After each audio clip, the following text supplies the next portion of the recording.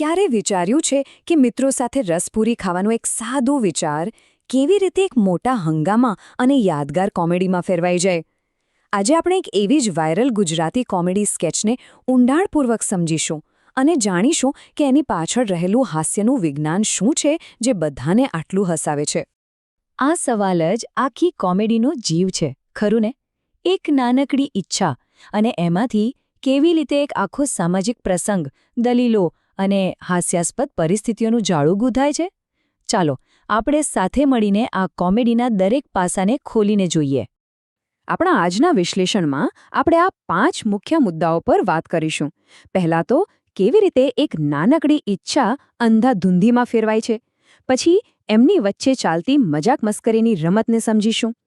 એ પછી જોઈશું કે આ મિત્રો હકીકતમાં એકબીજાના હરીફ કેવી રીતે છે. ત્યાર પછી એમની મોટી મોટી વાતો અને કંજૂસ વર્તન વચ્ચેના તફાવત પર નજર કરીશું. અને છેલ્લે જાણીશું કે આ મજાક આટલી બધી કેમ ચાલી.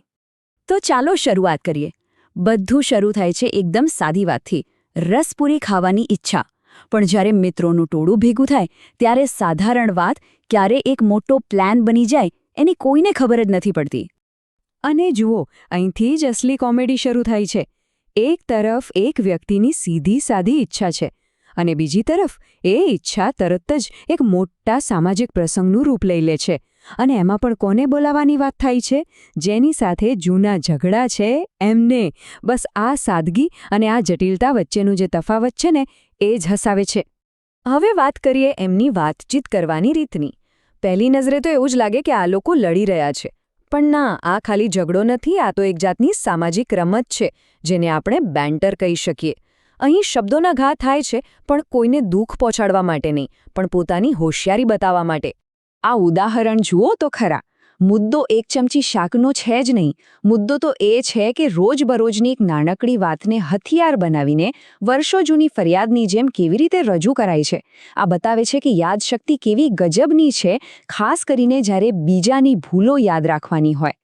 અને તરત જ સામેથી એટલો જ ધારદાર જવાબ આવે છે.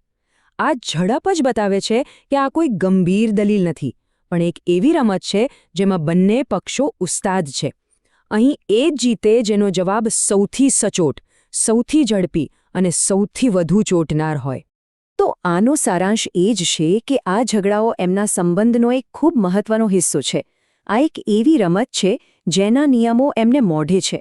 અને નવાઈની વાત તો એ છે કે આનાથી એમના સંબંધો બગડતા નથી, પણ કદાચ વધુ મજબૂત બને છે. હવે થોડા વધુ ઊંડા ઉતરીએ અને જોઈએ કે એમની મિત્રતા પોતે જ કેવી રીતે કોમેડીનું કારણ બને છે. કારણ કે સાચું કહું તો તેઓ મિત્રો ઓછા અને બીજાના કટ્ટર હરીફ વધુ લાગે છે. દરેક જણ બીજાને નીચો દેખાડવાની એક પણ તક છોડવા નથી માંગતો. જો વાત ક્યાંથી શરૂ થઈ હતી અને ક્યાં પહોંચી ગઈ? રસપૂરીની ચર્ચામાંથી સીધા વર્ષો પહેલાં થયેલા લગ્નના ખર્ચ પર. આ જ બતાવે છે કે જૂની વાતોને કેવી રીતે હથિયાર તરીકે સાચવીને રાખવામાં આવી છે, જે બસ યોગ્ય સમયની રાહ જોતી હોય છે. અને તરત જ વળતો પ્રહાર. અહીં વાત પૈસાની નથી રહી. હવે વાત સામાજિક મોભા પર આવી ગઈ છે. કોણે વધારે સારો પ્રસંગ કર્યો, બસ એ સાબિત કરવાની હોડ લાગી જાય છે. અને આ છે છેલ્લો અને સૌથી મજબૂત વાર. એક એવી વિગત સામે લાવવામાં આવે છે જે સામેવાળાના બધા દાવાને પાયામાંથી હચમચાવી નાખે. આ જ તો એમની સ્પર્ધાનો મુખ્ય નિયમ છે. હંમેશા છેલ્લો શબ્દ આપણો હોવો જોઈએ. તો આ છે એમની હરીફાઈના કેટલાક અલિખિત નિયમો. બહારથી ભલે એમની દલીલો અસ્તવ્યસ્ત અને અણઘડ લાગે, પણ અંદરખાને એક ચોક્કસ માળખું અને તર્ક કામ કરી રહ્યું છે. એમને બરાબર ખબર છે કે ક્યારે કયો દાવ રમવાનો છે. અને હવે આવે છે આ વિશ્લેષણનો સૌથી મજેદાર ભાગ. આ પાત્રોની સૌથી મોટી કોમેડી એ છે કે તેઓ જે બોલે છે અને જે કરે છે એની વચ્ચે કોઈ મેળ જ નથી. વાતો સાંભળો તો જાણે કોઈ રાજા મહારાજા હોય, પણ જ્યારે ખર્ચ કરવાની વાત આવે ત્યારે વર્તન એકદમ કંજૂસ. જરા આ સ્લાઇડ પર નજર કરો. આ કોષ્ટક એમની બેવડી માનસિકતાને એકદમ સ્પષ્ટ રીતે બતાવે છે. એક તરફ આખા ગામને જમાડવાની મોટી મોટી વાતો અને બીજી તરફ એક ચમચી શાક માટેનો ઝઘડો. એક તરફ પોતાને મોટા દિલના કહેવડાવે છે અને બીજી તરફ 2 કિલો રસમાંથી પણ પોતાનો 1 કિલોનો ભાગ પહેલાં નક્કી કરે છે. આ વિરોધાભાસ જ હાસ્યની ચરમસીમા છે. અને આ વાક્ય તો જાણે એમની આખી ફિલોસોફીનો સારાંશ છે. ખાલી સમય આવવા દો. આ એક એવું બહાનું છે જે ક્યારે પૂરું નથી થવાનું. ભવિષ્યના મોટા મોટા પ્લાન અને વર્તમાનની કંજુસાઈનું આનાથી સારું ઉદાહરણ બીજું શું હોઈ શકે? અને એટલે જ તે આટલું રમૂજી છે. તો છેલ્લે સવાલ એ થાય કે ભલે આ કોમેડી ગુજરાતી છે, પણ એ ગુજરાત પૂરતી સીમિત ન રહેતા દરેક જગ્યાએ લોકોને કેમ આટલી પસંદ આવે છે? એનું કારણ એ છે કે આમાં જે ભાવનાઓ અને પરિસ્થિતિઓ છે ને, એ દુનિયાના દરેક ખૂણામાં જોવા મળે છે. આ મુદ્દાઓ જુઓ. શું આપણા મિત્રવર્તુળમાં કોઈ એવું નથી જે વાતો તો મોટી મોટી કરે પણ ખિસ્સું ક્યારેય ઢીલું ન કરે? શું દરેક પ્લાનમાં નાની નાની બાબતો પર આવી દલીલો નથી થતી?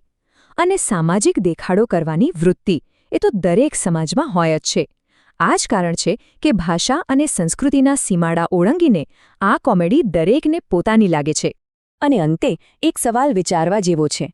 જેવી રીતે આ પાત્રોની મિત્રતામાં ઝઘડા અને મજાકના કેટલાક અલિખિત નિયમો છે, એવી જ રીતે દરેકની મિત્રતામાં પણ આવા નિયમો હોય છે નહીં? કદાચ આપણી આસપાસ પણ રોજ આવી જ રમૂજી પરિસ્થિતિઓ બનતી હોય છે, બસ આપણે એને આ દૃષ્ટિકોણથી ક્યારેય જોઈ નથી.